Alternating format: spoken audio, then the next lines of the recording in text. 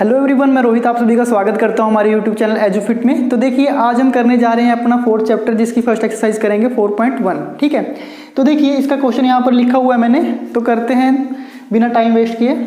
तो क्वेश्चन क्या है बच्चों, पढ़िए आराम से। The cost of a notebook is twice the cost of a pen. Write a linear equation in two variable to represent this statement.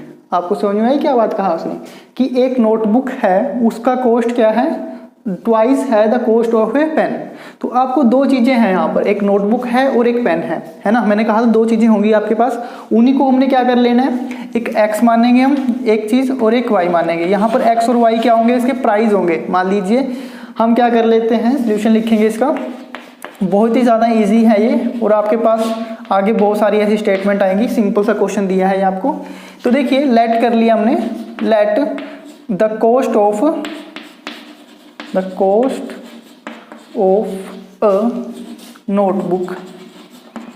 Notebook कितना मान लिया हमने, x। ओके, हमने क्या कर लिया, x मान लिया, इसको x रुपीज़ है मान लीजिए। इसी तरह एक तो आपके पास नोटबुक है, दूसरी क्या चीज़ है बच्चों, दूसरी है आपके पास क्या है, कॉस्ट ऑफ अ पेन। अगर आप एक पेन लेकर आ रहे हो बाजार से, उसका कॉस्ट बहुत कम है, वो कितना है, y रुपीज़ मान लिया, है ना। उसने कहा कि जो नोटबुक का कॉस्ट है वो डबल है पेन के कॉस्ट से। तो हम लिखते हैं अकॉर्डिंग टू कंडीशन ATQ। ये क्या है, अकॉर्डिंग टू कंडीशन, नहीं अकॉर्डिंग टू क्वेश्चन, सॉरी ये है आपका, ये क्या है आपका, अकॉर्डिंग टू क्वेश्चन। अगर हम ऐसे भी लिख सकते हैं इसको, अकॉर्डिंग टू कंडीशन भी हो सकता है, कंडीशन के अकॉर्डिंग। तो हम क्या करते हैं, अकॉर्डिंग टू क्वेश्चन लिखते हैं पहले।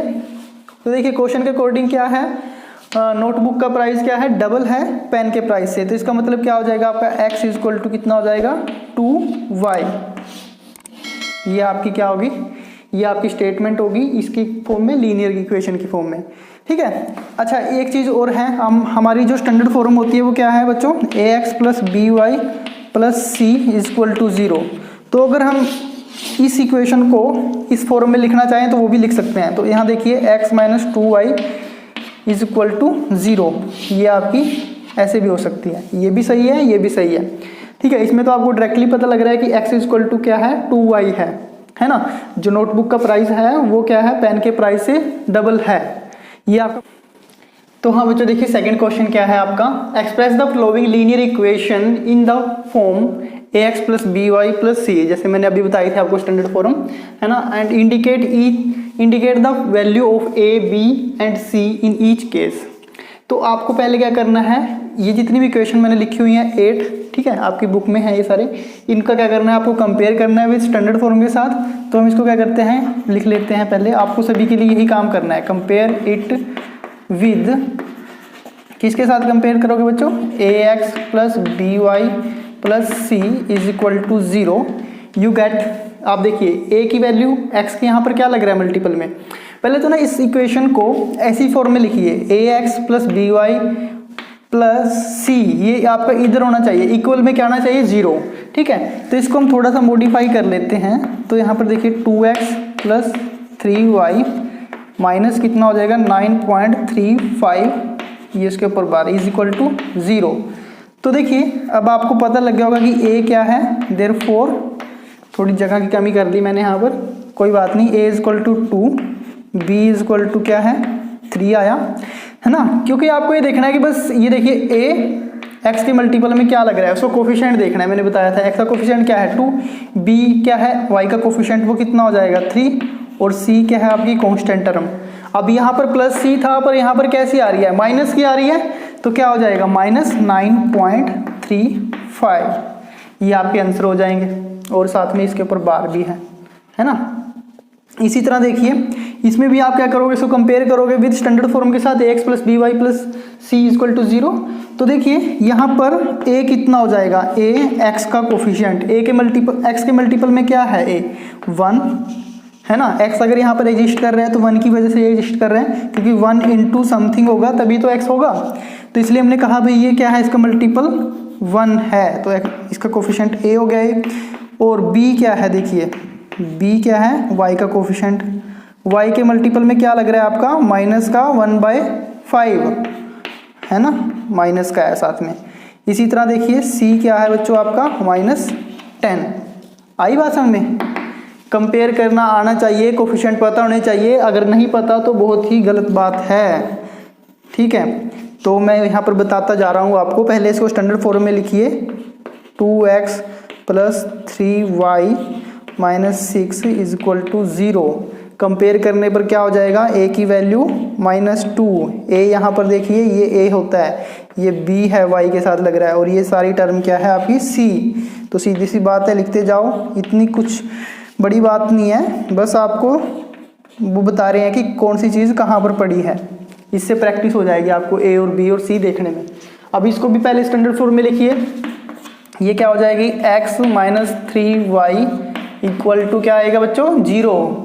a की वैल्यू 1, b की वैल्यू कितनी हो जाएगी, +3 या -3, -3, क्योंकि आपने प्लस होता है तो प्लस लीजिए, अगर माइनस आई ना तो साइन के साथ ले लीजिए इसको। और c आपको यहाँ पर कुछ भी नहीं है, तो ऐसे लिखूँ अगर मैं इसको +0 = 0, तो c की वैल्यू क्या है, 0, है ना, क्योंकि c यहाँ पर अब 0 लिखा ना हमने। 0 किसी में भी ऐड करेंगे तो कुछ फर्क नहीं पड़ने वाला, इसलिए हमारा इसका आंसर ये आ गया। ऐसे काम करना है आपको। बस यहाँ पर देखिए, पहले इसको स्टैंडर्ड फॉर्म में लिख लीजिए, 2x, ये इधर आके क्या हो जाएगा, 5y = 0। From here a = 2, b = 5 and c = 0। सही है ना बात? ये तो आपकी पहले लिखी हुई है स्टैंडर्ड फॉर्म में, पर यहाँ पर y नहीं आपको दिखाई दे रहा है, तो इसको पहले y की फॉर्म में लेकर आते हैं कि y आपको दिखाई देने लग जाए, क्योंकि जो चीज़ दिख नहीं रही इसको हमें पहले लेकर आना है। 0 × y + 2 = 0। अब दिखा y है, पर साथ में क्या लगाया हुआ है उसके मल्टीपल में मैंने, 0। इसका मतलब क्या हो जाएगा, a की वैल्यू कितनी होगी बच्चों, 3, और b की वैल्यू 0 × समथिंग करेंगे तो 0 ही आ जाएगा ना, इसलिए। और c की वैल्यू कितनी है बच्चों, 2। आई बात समझ में?